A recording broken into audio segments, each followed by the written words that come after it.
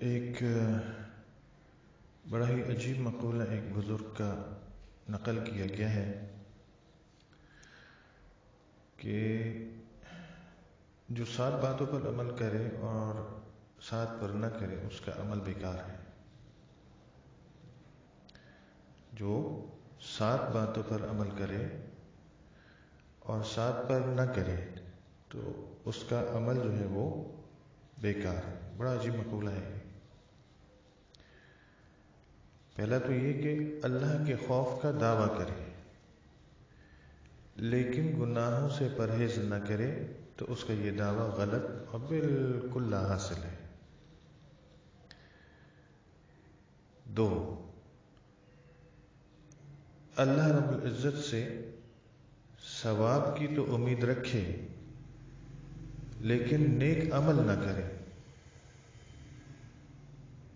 ٹھیک ہے، یعنی اللہ سے ثواب کی امید رکھے اور نیک عمل نہ کرے۔ یعنی اگرچہ اللہ تعالی جو ہے وہ کیے بغیر بھی ثواب دے سکتا ہے، اس کی مرضی ہے، لیکن یہ اس کا قانون نہیں ہے۔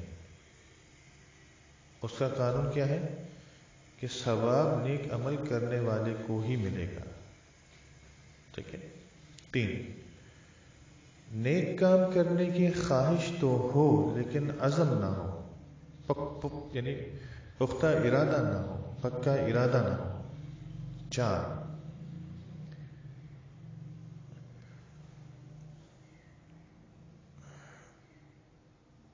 دعا جو ہے وہ بغیر محنت کی،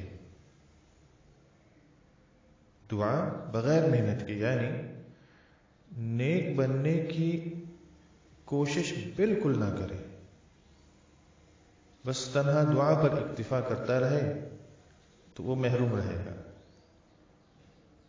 ٹھیک ہے، یعنی دعا بغیر محنت کے یعنی توفیق کوشش کرنے والے ہی کو ملتی ہے۔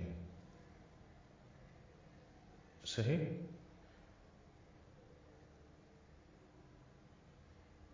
یعنی دعا کرتا رہے کہ اللہ مجھے نیک بنا دے، اللہ مجھے نیک بنا دے، اللہ مجھے یوں کر دے، اللہ مجھے ایسا،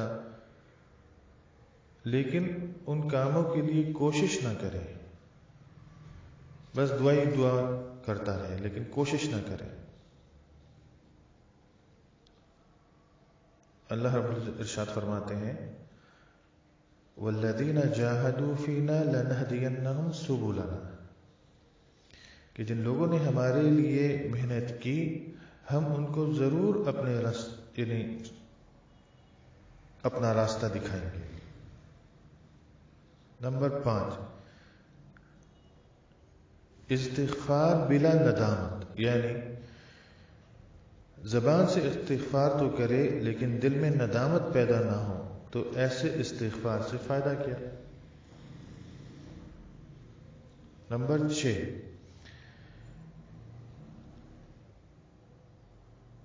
باطن کی اصلاح کیے بغیر، یعنی دل کو جو دل کی بیماریاں ہیں، حسد، کینہ، بغض، عداوت، حب جاہ، حب مال، ریاکاری، تو باطن کی اصلاح کیے بغیر ظاہری اور بناوٹی نیکی بیکار ہے۔ اور نمبر 7، کوشش بغیر اخلاص کی، یعنی کوشش تو کرے، محنت تو کرے لیکن اس میں اخلاص نہ ہو، کہ اخلاص کے بغیر بڑی سے بڑی نیکی اور دینی محنت بیکار ہے۔ حدیث میں آتا ہے نا کہ انما الاعمال، وقال النبی صلی اللہ علیہ وسلم انما الاعمال بالنیات۔ صحیح، انما الاعمال بالنیات۔ بڑا عجیب مقولہ ہے یہ کسی بزرگ کا کہ 7 چیزوں کے بغیر 7 چیزیں، یعنی 7 چیزیں 7 کے بغیر بیکار ہیں۔ اللہ تعالی ہمیں اخلاص کے ساتھ کام کرنے کی، محنت کرنے کی، عبادات کرنے کی توفیق نصیب فرمائے، اور ہمارے دل اور ہمیں جو ہے دل کی بیماریوں سے، حسد، کینہ، بغض، عداوت کے کاری کو بجا خصوصاً تکبر وغیرہ سے محفوظ فرمائے.